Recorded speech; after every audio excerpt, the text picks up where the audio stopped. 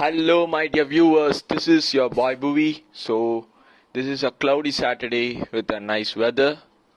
So இன்னைக்கு நான் பேச போகிறது வந்து பார்த்தீங்கன்னா 14th சாப்டர், அதாவது சைக்காலஜி ஆஃப் மணியில் இருக்க 14th chapter you will change.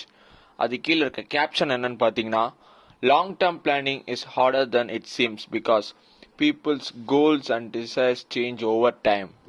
அதாவது லாங் டேர்ம் பிளான் பண்ணும்போது நம்ம எப்பயுமே வந்து ரொம்ப கவனமாக இருக்கணும். பிகாஸ் நம்ம இன்னைக்கு இருக்கிற மாதிரியே நாளைக்கோ நம்மளோட மைண்ட் செட்டோ நம்மளோட சர்க்கம்ஸ்டன்ஸும் இருக்கும்னு சொல்ல முடியாதுன்றாரு. ஆத்தர் வந்து ஃபர்ஸ்ட் அவரோட கதையிலேருந்து ஆரம்பிக்கிறாரு. அவரோட ஃப்ரெண்டை வச்சு சொல்கிறாரு.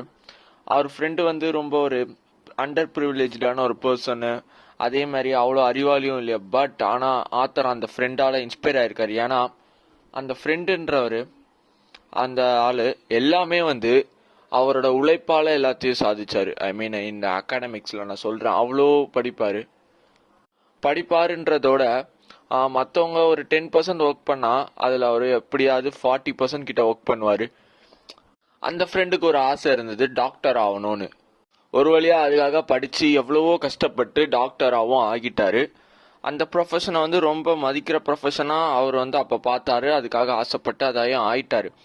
பட் ஒரு கொஞ்சம் வருஷங்கள் கழித்து ஆத்தர் வந்து அந்த ஃப்ரெண்டு கூட கான்வர்சேஷன் வைக்கிறப்ப சொல்கிறாரு, அவனுக்கு நான் ஃபோன் பண்ணேன். அந்த கான்வர்சேஷன் எப்படி இருந்ததுன்னா, உன் கரியர் எப்படி இருக்கு, நீ ஆசைப்பட்டு போய் சேர்ந்தியே அப்படின்னு கேட்டதுக்கு இட்ஸ் ஆஃபுல்ன்றாரு.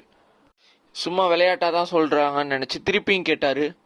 நான் சத்தியமாக சொல்கிறேன், இது எனக்கு ரொம்ப பிடிக்கவே இல்லைன்றாரு. பிகாஸ் ஏன்னு கேட்டதுக்கு இதில் இருக்க ஸ்ட்ரெஸ்ஸும் அதிகமான ஒர்க்கிங் ஹவர்ஸும் தான் சொல்கிறாரு அந்த காரணத்துக்கு. பட் ஆனால் இந்த கரியரை தான் அவர் 15 வருஷத்துக்கு முன்னாடி துரத்தி பின்னாடி போனார். ஸோ இதை வந்து நம்ம ஒரு எக்ஸாம்பிளாக எதுக்கு பார்க்கலாம்னா, நம்மளோட ஃபினான்ஷியல் பிளானிங்க்கும் நம்ம பார்க்கலாம். இன்றைக்கி நம்ம ஒரு பிளானை பின்னாடி போயிட்டு நாளைக்கு நம்மளோட சர்க்கம்ஸ்டன்ஸே மாறும். நம்மளால்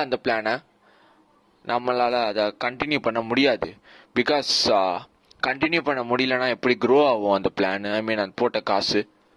அடுத்து என்ன சொல்கிறான்னா, ஒரு 5 வயசு பையன்கிட்ட வந்து நீ கார் ஓட்டுவியா, ஐ மீன் டிராக்டர் ஓட்டுற வேலை தான் உனக்கு பிடிக்குமான்னு கேட்டால் அவன் அதை தான் பிடிக்கும்னு சொல்லுவான். ஏன்னா அவனுக்கு எந்த வார்த்தை விரும், அந்த பைக்கோட த்ராட்டில் சவுண்டு இதெல்லாம் கேட்கும் போது அவனை மிஞ்சி அது ரொம்ப பிடிக்கும். மற்ற எந்த ப்ரொஃபஷனுமே அவனுக்கு பிடிக்காது. அதே மாதிரி தான் நம்மளும். அதே பையன் வந்து ஒரு 10 வருஷம் கழிச்சு லாயர் ஆகணும்னு சொல்லுவான், நெக்ஸ்ட்டு வேற ஏதோ சொல்லுவான். பட் இதே மாதிரி தான் நம்மளோட ஃபினான்ஷியல் கோல். ஸோ நம்ம இன்னைக்கு ஒரு இதை நம்ம இன்ஸ்பயர் ஆகி ஏதாவது ஒன்று பண்ணிடலாம். பட் ரியாலிட்டின்றது வந்து சேஞ்ச் ஆகிக்கிட்டே இருக்கும், I mean life. So that you should head towards constructing your long term vision. அதே பையன் வந்து லாயர் ஆகிறதுக்கு வந்து கடைசியில் அதுக்குள்ளே இருக்க சிக்கல்களெல்லாம் பார்த்து, ஐ மீன் உள்ளே இருக்க லாங் ஒர்க்கிங் ஹவர்ஸு, கேஸுக்காக வேற ஊருக்கு போகிறது, ஃபேமிலியை பார்க்காம சுற்றிக்கிட்டே இருக்கிறது, இதெல்லாம் பார்த்து ஒரு சாதாரண ஒரு ஃப்ளெக்சிபிள் ஒர்க்கிங் ஹவர் இருக்க வேலைக்கு போகலாம் கம்மியான சம்பளத்துக்கு. பட் இன்னும் கொஞ்சம் நாள் கழிச்சு இது அமெரிக்கன் இதுக்கு சொல்கிறாரு, அமெரிக்கன் கான்டெக்ட்ஸில் நீங்கள் புரிஞ்சுக்கணும். ஸோ வீட்லேயே இருக்க ஒரு பேரண்டாக கூட மாறிடலாம். அண்ட் ஆஃப்டர் 70 இயர்ஸ் நம்ம ஏன் வீட்லேயே இருந்தோன்னு யோசிக்கலாம். இப்படிலாம் இருக்கிற சான்ஸ் எவ்வளவோ இருக்குது. So we don't know what the future holds. நம்மளை சுற்றி இருக்க எல்லா விஷயமும் மாறும், இந்த உலகமும் மாறும். அது கூட சேர்ந்து நம்மளோட ஆசைகளும் நம்மளோட நம்ம கோல்ஸும் கூட சேர்ந்தே மாறும். நம்மளோட ஃபியூச்சருக்கான தேவையே நம்ம வந்து இன்னைக்குலேருந்து நாளைக்கு மாற்றிடுவோன்றப்ப நம்ம ஃபியூச்சருக்கான ஒரு பிளானை எப்படி நம்ம பண்ணுறது? என்னோட நாளைக்கான தேவையவே நான் மாற்றிப்பேன்றப்ப நான் எனக்கான நாளைக்கு தேவையான பிளானை நான் எப்படி பண்ணுவேன் கரெக்டாக? ஹார்வர்டில் இருக்க ஒரு சைக்காலஜிஸ்ட் டேனியல் கில்பர்ட்னு அவர் என்ன சொல்கிறாருன்னா, இதுக்கு பேர் the end of illusion, the end of history illusion. அதாவது என்ன சொல்கிறாருன்னா, நம்ம வந்து ஒரு முடிவை வந்து அதாவது நம்மளோட பின்னாடி போன வருஷத்தில் வந்து பாஸ்டில் வந்து நம்ம எடுத்த முடிவை வந்து நம்ம வந்து ரொம்ப கீனாக ஒத்து கவனிச்சிருப்போம், ஐ மீன் இப்போ இருக்க ப்ரெசண்ட்டில். பட் நமக்கு முன்னாடி இன்னும் இருக்க ஃபியூச்சரில் என்ன நடக்க போகுதுன்றதை வந்து நம்ம மைண்ட் பண்ணாமல் இருப்போம். That is holding to the past and not aware of the future. So அதனால தான் பார்த்தீங்கன்னா பீப்புள் வந்து அவங்க சின்ன வயசில் போட்ட டேட்டூவை வந்து ரொம்ப பார்த்துப்பாங்க. பார்த்துட்டு இருந்தவங்க ஒரு கொஞ்சம் மிடில் ஏஜ் வந்தோடனே அதே வந்து அவங்க லேசரிங் பண்ண போவாங்க. சின்ன வயசுல அவங்க ரொம்ப ஆசைப்பட்டு யாரையா கல்யாணம் பண்ணியிருப்பாங்க. அதே இன்னும் கொஞ்ச நாள் கழிச்சு அவங்க தான் போய் டிவோர்ஸும் பண்ணுவாங்க. பிகாஸ் ஃபியூச்சர் எப்படி போகுன்றது அவங்களுக்கே ஐடியா இல்லை. ஸோ ஆத்தர் என்ன சொல்றாருன்னா, நம்ம எல்லாருமே ஒரு இல்யூஷனோட தான் நடந்துட்டு இருக்கோம்னு சொல்றாரு. ஸோ அதே நேரத்தில் வந்து நம்மளை சார்லி மங்கர் என்ன சொல்றாருன்னா, ஒரு காம்பவுண்டிங்கை நீங்க வந்து அதுக்கு பேரை செய்யற பெரிய நன்மை என்னதுன்னா, அதை இன்டரப்ட் பண்ணாம இருக்கிறது. அதாவது நடுவில் போயிட்டு அதை போய் அந்த ஷேரை வாங்கின ஷேரை விற்கிறது தேவையில்லாம. பட் நீங்க அதே நேரத்தில் கேட்கலாம், ஃபியூச்சர் எப்படி போகும்னே தெரியாது, ஆனா எப்படி நான் இவ்வளோ என்னோட பாஸ்ட் பிளான்ஸோட எப்படி இவ்வளோ ஸ்டிக்காகி நான் சுத்துறதுன்னு. That is how can I be sticked with my plans which I have taken in the past. So அது எப்படின்னா, நீங்க வாரன் பஃபட்டை பார்த்துக்கோங்க, ரொனால்ட் ரீடை பாருங்க. இந்த ஃபர்ஸ்ட் சாப்டர்ல சொல்லியிருப்பேன். இவங்க எல்லாருமே வந்து ஒரே வேலைய, போர் அடிக்கிற வேலைய செஞ்சுக்கிட்டே இருந்தவங்க. ஆனா அதே நேரத்துல அந்த வேலை வந்து ரொம்ப பிடிக்கும் அவங்களுக்கு. ஸோ அந்த காம்பவுண்டிங் இன்டரப்ட் பண்ணாம இருக்கிறது தான் இவங்களோட வேலையே. ஸோ அந்த மாதிரி ஒரு காம்பவுண்டிங்கை இன்டரப்ட் பண்ணாம இருக்கிறதுக்கும் அந்த அந்த காம்பவுண்டிங் இன்டரப்ட் பண்ணாம இருக்குதுல்ல, அதுக்கு என்ன வழின்னு தான் நம்ம இப்ப பார்க்க போறோம். So that is, we are going to see that the things which are all going to make us to stick with our long term goals. So நம்ம வந்து என்ன பண்ணோம்னா, எக்ஸ்ட்ரீமா போகக்கூடாது. ஐ மீன் எந்த ஒரு பிளான்லையுமே ரொம்ப எக்ஸ்ட்ரீமா போயிட்டு நான் அவர் வந்து ரொம்ப நேரம் ஒர்க் பண்ணுவேன், இல்லை நான் ஒர்க்கே பண்ண மாட்டேன், எனக்கு கம்மியான சேலரி போதும், எனக்கு ஃப்ரீ ஹவர்ஸ் நிறையா வேணும், எனக்கு எவ்வளோ காசு கொடுத்தாலும் பத்தாது, நான் அதுக்காக எவ்வளோ நாளும் உழைப்பேன், இந்த எக்ஸ்ட்ரீம் போகவே கூடாதுன்றாரு. ஸோ இப்படிலாம் நீங்கள் பண்ணீங்கன்னா டெட் பெட்டில் உட்காந்துட்டு நீங்கள் வந்து கடைசியில் கண்டிப்பாக ரிக்ரெட் பண்ணுவீங்கன்னு சொல்கிறாரு. ஸோ இதுக்கு நம்ம என்ன பண்ணணும்னா, ரொம்பவும் வேலை பார்க்கக்கூடாது, ஐ மீன் வேலையும் பார்க்காம இருக்கக்கூடாது. தட் இஸ் ஒரு நல்ல வேலை, ஐ மீன் ஒரு உங்களுக்கு பிடிச்சதுல பண்ணணும். அதே நேரத்தில் சேவிங்கும் நீங்கள் அதிகமாக எடுத்துகிட்டு போகக்கூடாது, ஸ்பெண்டிங்கும் அதிகமாக எடுத்துகிட்டு போகாது. எப்பயுமே உங்கள் அக்கௌண்ட்டில் ஒரு ஐ மீன் ஒரு சப்ஸ்டான்ஷியல் அமௌண்ட்டாக ஒரு சேவிங் இருக்கணும். ஐ மீன் சேவிங்ன்ற சென்ஸ் வந்து இன்வெஸ்ட்மெண்ட். சேவிங் பண்ணால் இன்ஃப்ளேஷனே சாப்பிட்ரும் அதை.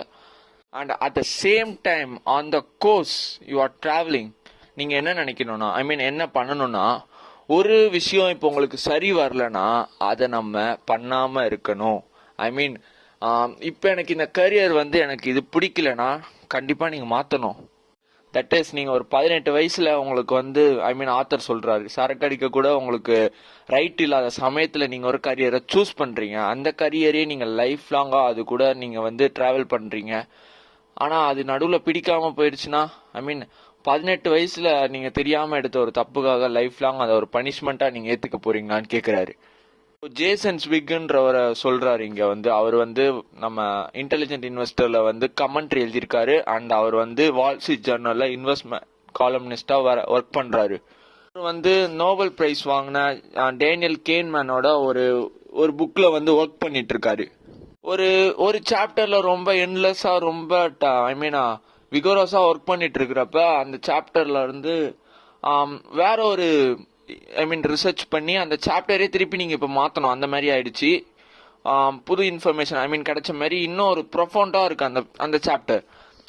அப்படி நீங்க டோட்டலா ஆல்டர் பண்ணுன்றப்ப வந்து அது ரொம்ப பெரிய வேலை. ஓகேவா? ஜேசன் ஸ்விக் வந்து, என்ன டேனி நம்ம திருப்பி இதை மாத்தணும், எப்படி பண்ண போறீங்கன்னு கேட்டாரு. டேனி அதுக்கு ஒரு வார்த்தை சொல்றாரு. அந்த வார்த்தை வந்து ஜேசன் ஸ்விக்கோட மனசுல இன்னமும் பதிஞ்சிருக்குன்னு சொல்றாரு. அது என்னன்னா, I have no sunk cost. So that is, எக்கனாமிக்ஸ்ல வந்து சங்க் காஸ்ட்னு ஒன்று இருக்கு. அது மீன் ஒரு காசு நீங்க ஒரு பேட் இன்வெஸ்ட்மெண்ட் ஒன்று பண்ணிட்டீங்க, அது அவ்வளவுதான் போயிடுச்சு, அந்த காசை நீங்க திருப்பி எடுக்கவே முடியாது, ரைட்? ஆனா நம்ம ஹியூமன் இதுக்கு வந்து பிஹேவியரல் எக்கனாமிக்ஸ்ல இது பேரு chunk cost fallacy. That is, நீங்க வந்து இப்போ ஒரு தேட்டருக்கு போறீங்க, ஒரு படம் உங்களுக்கு பிடிக்கல, ஆனா காசு டிக்கெட் வாங்கிட்டோமே நீங்க வந்து அந்த படத்தை பார்ப்பீங்க. ஆனா இந்த காசும் போல உங்க டைமும் தான் போச்சு, அந்த காசை உங்களால எடுக்கவே முடியாது, அதான் ட்ரூத்து. அதை நீங்க ஒத்துக்காம திருப்பி போய் பாக்குறீங்க. ஷேர் மார்க்கெட்ல இது எப்படி நடக்கும்னா, ஒரு இன்வெஸ்ட்மெண்ட் வந்து எனக்கு ஃபெயில் ஆயிடுச்சுன்னு தெரிஞ்சிருச்சுன்னு வச்சுக்கோங்க. ஒரு ஷேர் நான் 1000 ரூபாய்க்கு வாங்குறேன், கம்பெனி வந்து ஏதோ தப்பா பண்ணி மேனேஜ்மெண்ட் சரியில்லை, இப்படி ஏதோ ஆயிடுச்சு, கம்பெனி 50 ரூபாய்க்கு வந்துருச்சு. ஓகேவா? நான் என்ன பண்ணேன், என் லாஸஸை கட் பண்ணிட்டு 50 ரூபாய் கிடைச்சதுடான்னு வரணும். அந்த கம்பெனி இப்போ தகரடப்பா, அது எதுவும் ஆக போறது இல்லை. ஆனா நான் என்னோட ஹோப்ல என்ன பண்ணுவேன்னா, அது திருப்பியும் வரும்னு நான் அப்படியே வச்சிருப்பேன். ஸ்டாக் மார்க்கெட்ல பெஸ்ட் கோட் எது தெரியுமா? ஒரு நல்ல quote cut the losses and ride on your gains. I mean நம்ம ஹியூமன் மைண்ட் ஏன் அப்படி யோசிக்கலன்னு எனக்கு தெரியல. எவ்வளோ சீக்கிரமாக நம்ம வந்து லாஸை கட் பண்ணிவிட்டு நம்ம வந்து திருப்பி நம்ம புதுசாக ஆரம்பிக்கிறோமோ அதான் நல்லது. பிகாஸ் இது நான் எதுக்கு சொல்கிறேன்னா, அந்த கரியர் பற்றி பேசினப்போ நான் சொல்கிறேன், அதுக்காக தான் சொன்னேன். 18 இயர்ஸில் நீங்கள் எடுத்தது ஒரு விஷயத்துக்காக திருப்பியும் அதை ஹோல்ட் பண்ணிக்கிட்டு நீங்கள் இருந்தீங்கன்னா நீங்கள் தான் வந்து ரிக்ரெட் பண்ணுவீங்க. இது வந்து ஹியூமன் மைண்டை வந்து சுத்தமாக அப்படியே மாற்றி விடும். ஏன்னா நீங்கள் ஒரு காசை போடுறீங்க, நீங்கள் அந்த ஹோப்லேயே இருப்பீங்க. இப்போ பேடிஎம் வந்து ஆச்சு 700லேருந்து 300 கிட்ட போச்சு. அதை விற்றுட்டு போயிருந்தா 300 ஆச்சும் மிஞ்சம். அதே மாதிரி தான் மற்ற எல்லா கம்பெனிலும் சுஸ்லான், நைக்கா சொல்லிக்கிட்டே போகலாம்.